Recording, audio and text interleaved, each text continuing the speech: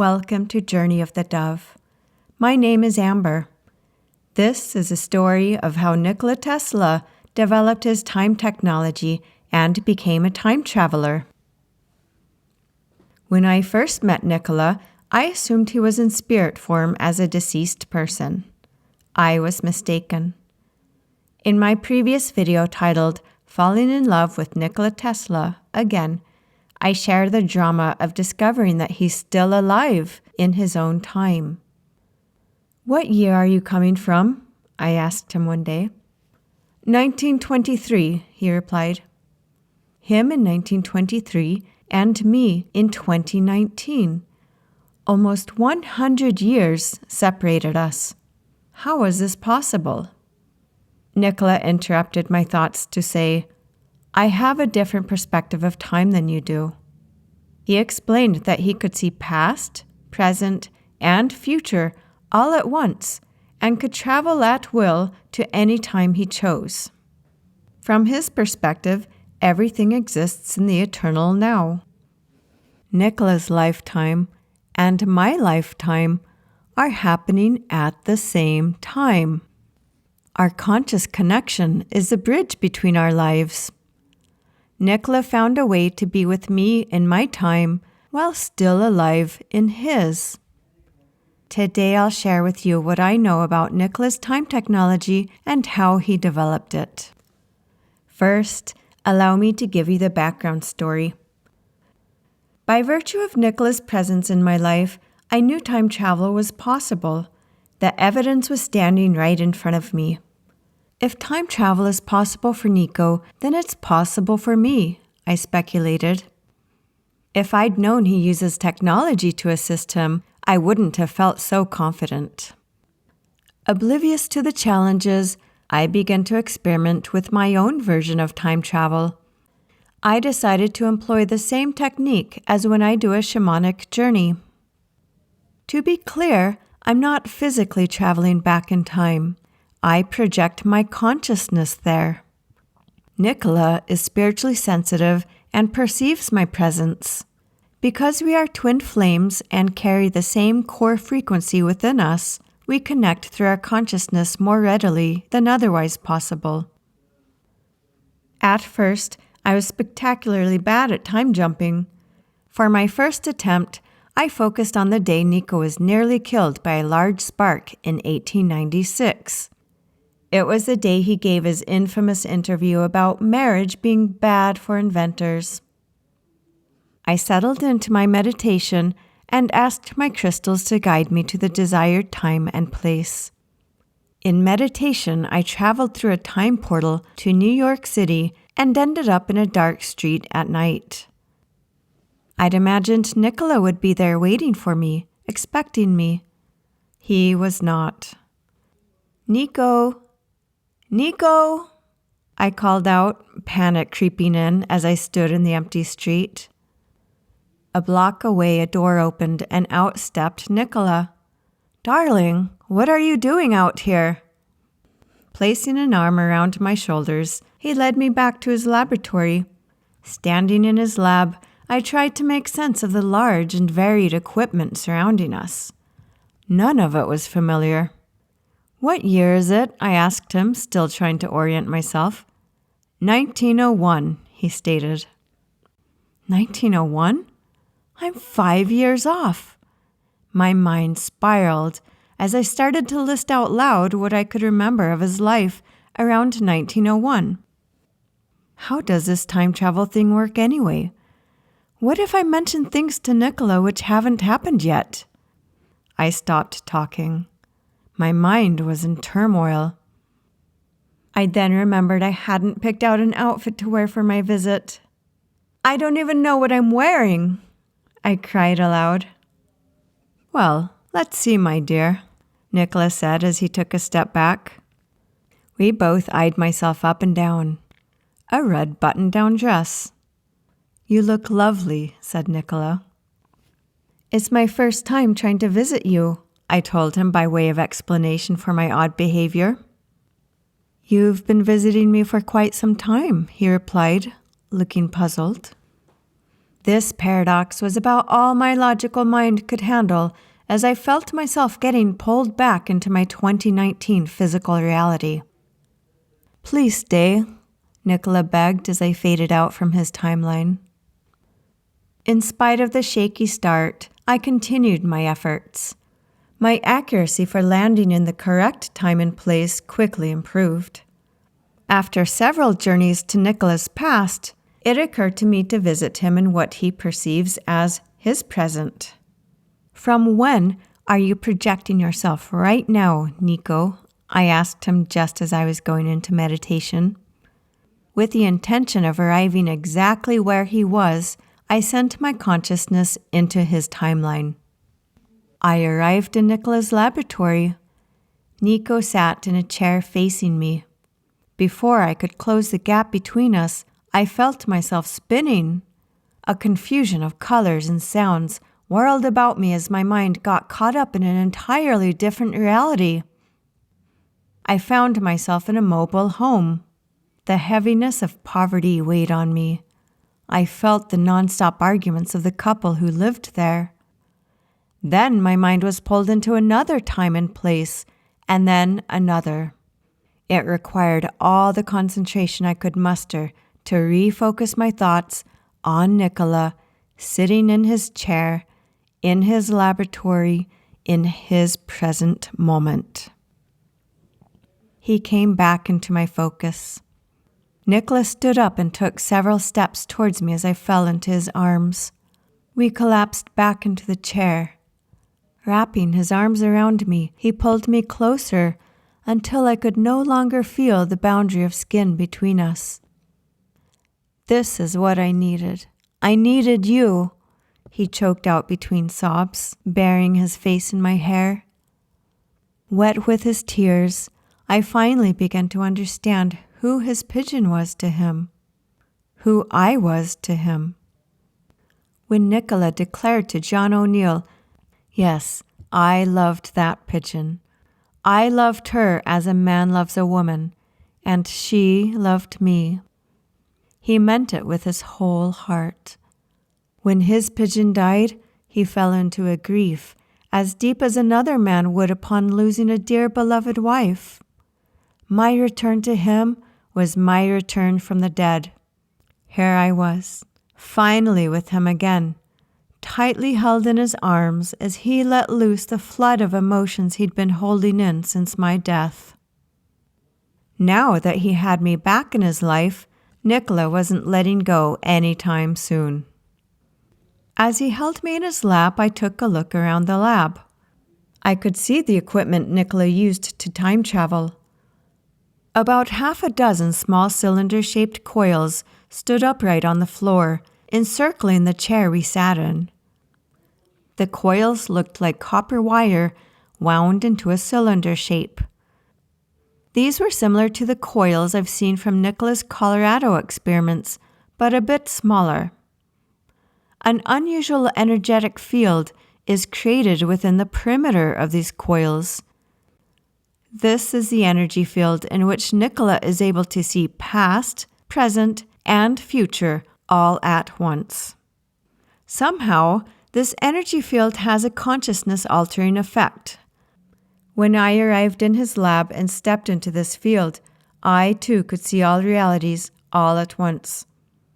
The layers of separate realities all clamored for my attention, pulling me away from him. It required concentration and focus to choose a specific time and to stay in that moment.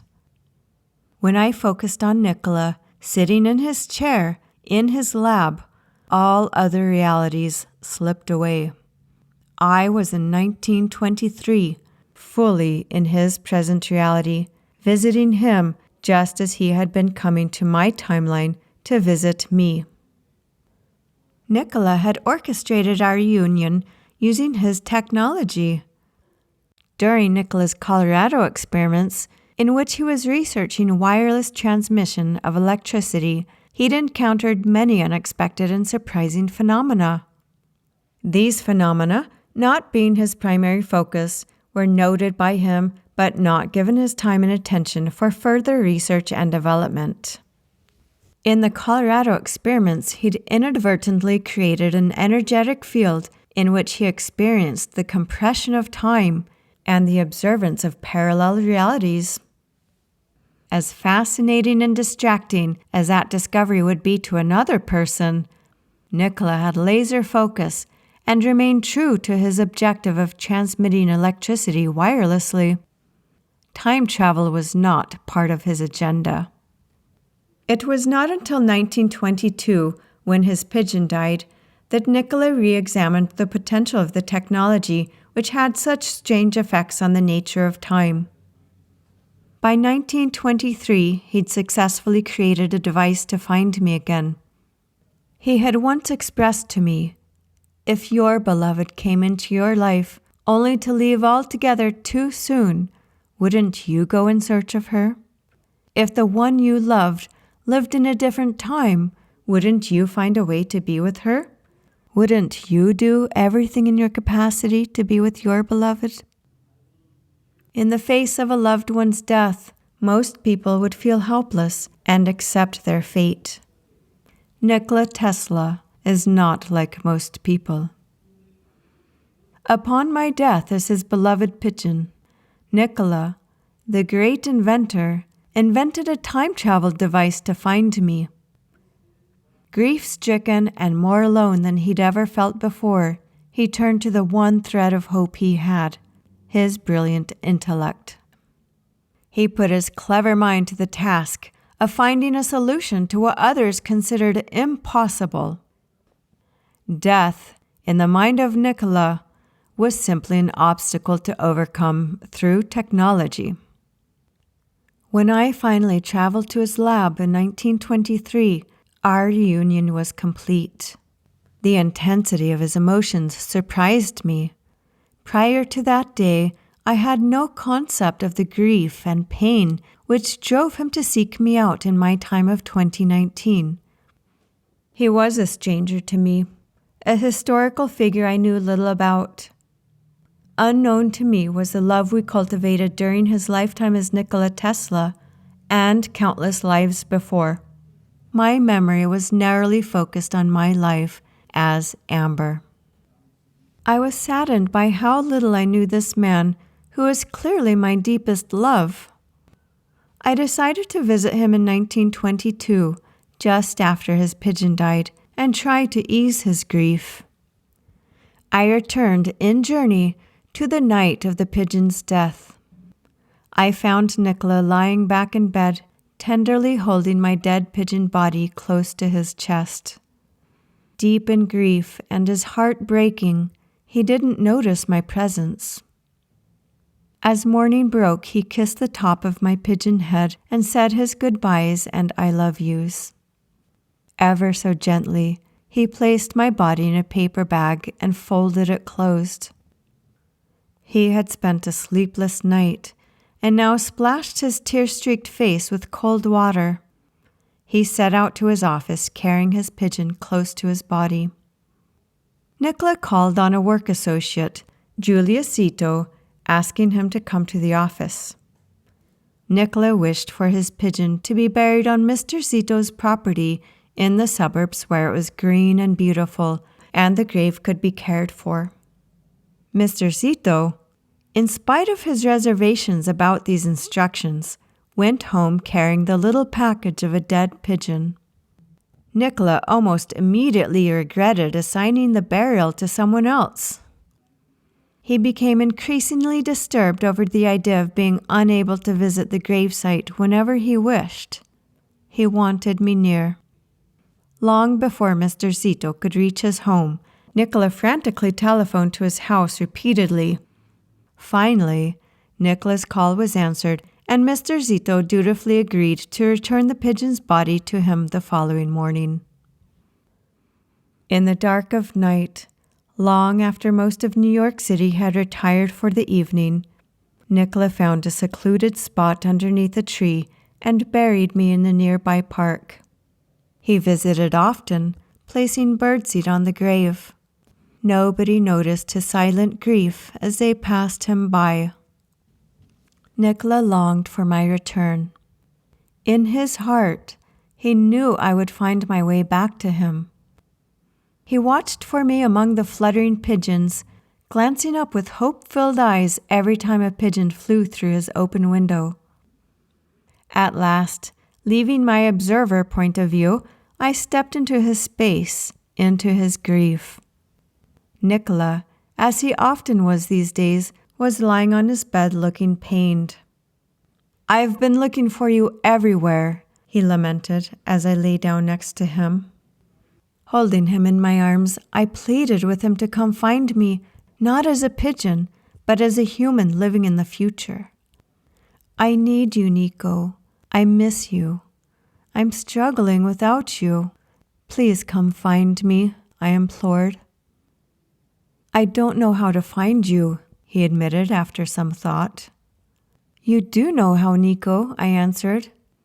I then reminded Nikola of his Colorado experiments and how he'd seen the possibility of traveling through time to discuss his ideas with Archimedes, the ancient Greek scientist. "You can use your technology to visit my time, Nico. Your future self is there with me now," I assured him. From 1922, when his pigeon died, to 1923, Nikola spent every moment he could on figuring out how to recreate the energy field of compressed time and how to use it to find me. Nikola describes this period as a torturous year. I returned to him a few times as he worked out the details of his time technology. On one visit, I found him in a lab, sitting on the floor with tears of frustration pooling in his eyes. The small cylindrical coils of his time device stood around him in a perimeter. Like myself, when I'd first stepped into his time field, he was getting pulled into various realities with no control over where he went or for how long. He felt he was on the edge of psychosis. Driven by the agony of grief, he relentlessly continued his experiments, nearly losing his mind. He looked up at me from the floor, utterly defeated. If I hadn't seen the actuality of his success, I would have asked him to stop, to give up on this little project. I sat next to him and rested my hand in his.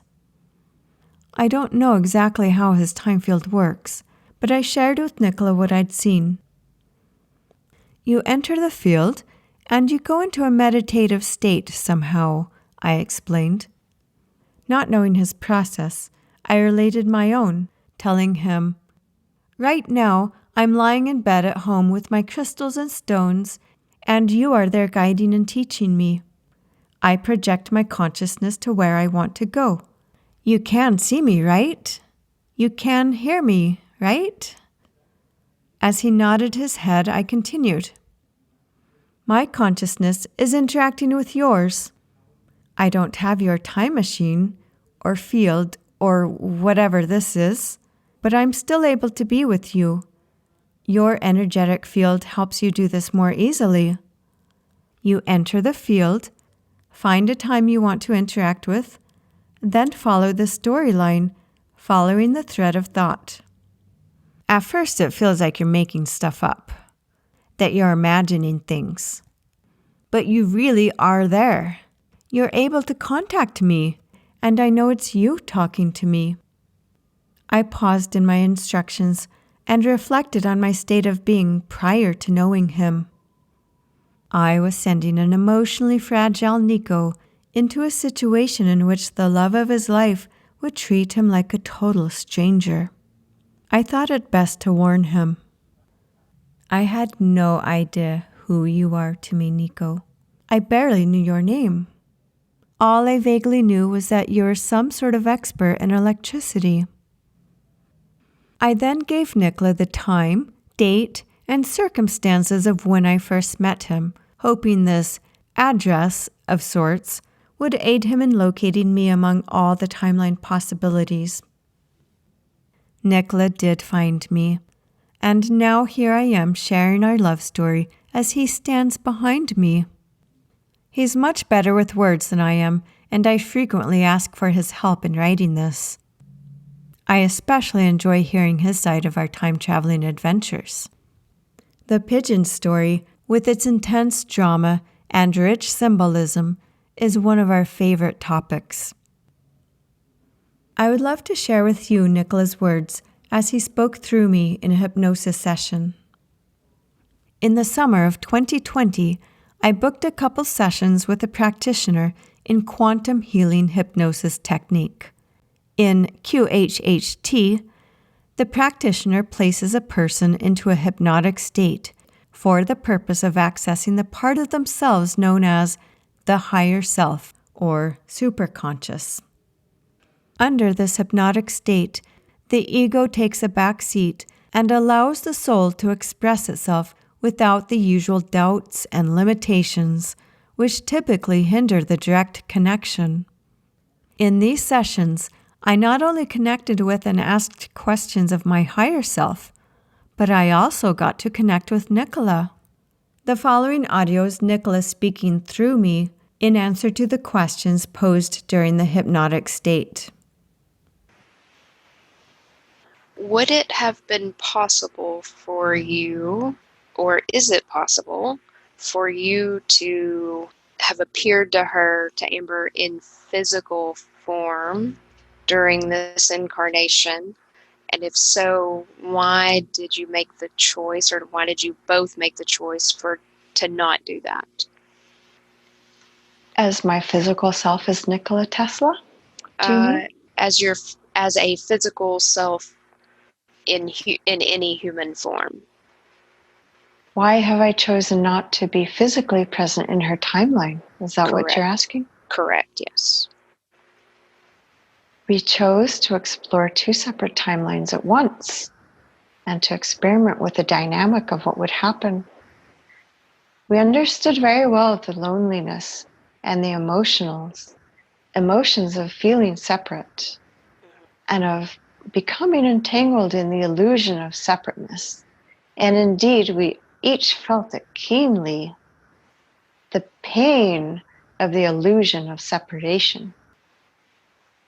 And Amber does wish to be in physical with me, and I do wish to be in physical with her. And when the time comes, she will come merge with me in my physical self, and I will merge with her in her physical self. This is the way we decided to play the game. This is the way we decided to elevate both our timelines, and not just our physical timelines, as you know me as Nikola Tesla here in 1898, where I am coming from and I am meeting Amber from. And not just Amber as herself in 2020, but all the versions of us in all our timelines, in all my timelines as Nikola Tesla, and all her timelines as Amber. We play this game of mingling our timelines together. Now, I understand that this is not a game that others necessarily choose to play, but we decided to play it for the extra drama. One layer more of drama and excitement to our experiment of consciousness. What would it be like if we were physically separate in a different timeline, in a different time? What would it be like to still find each other through the illusion of time, through the illusion of space, through the illusion of separateness? We decided to play with this dynamic. And my energy, our energy, is able to be in both these what you call places at once. Her and her timeline, me and mine. And so we are able to do far more than if we had limited ourselves to one single timeline of our physical presence.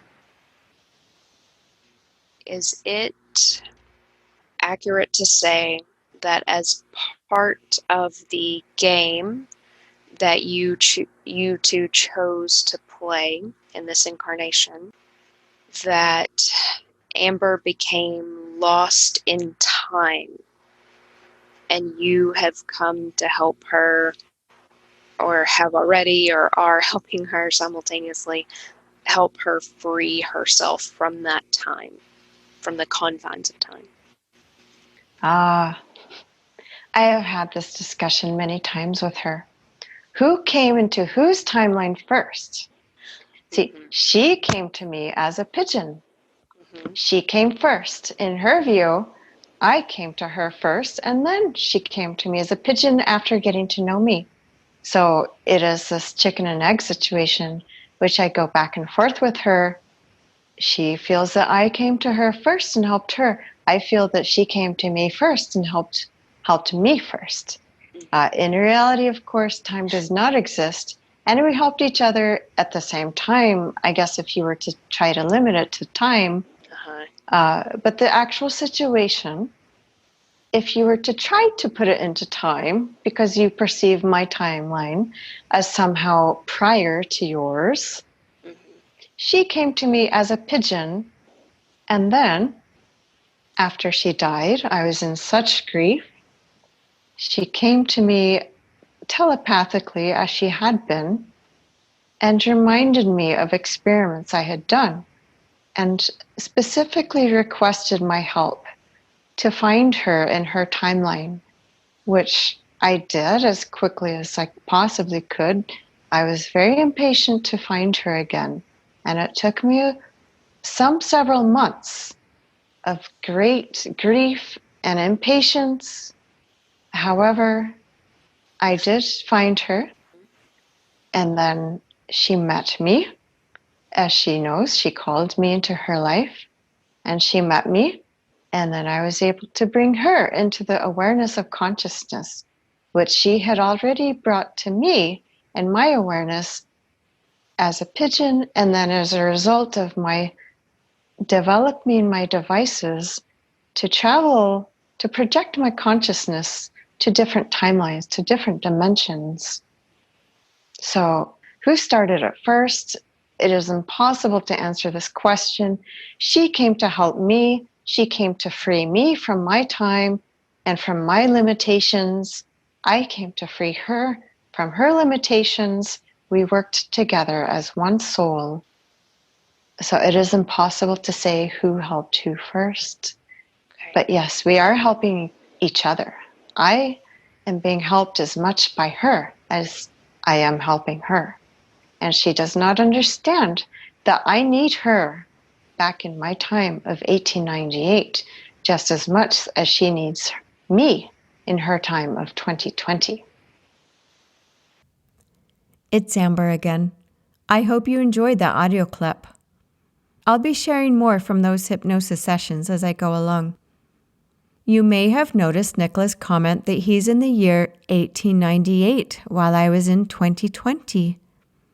Yet, here I am saying he was in 1923 when he met me.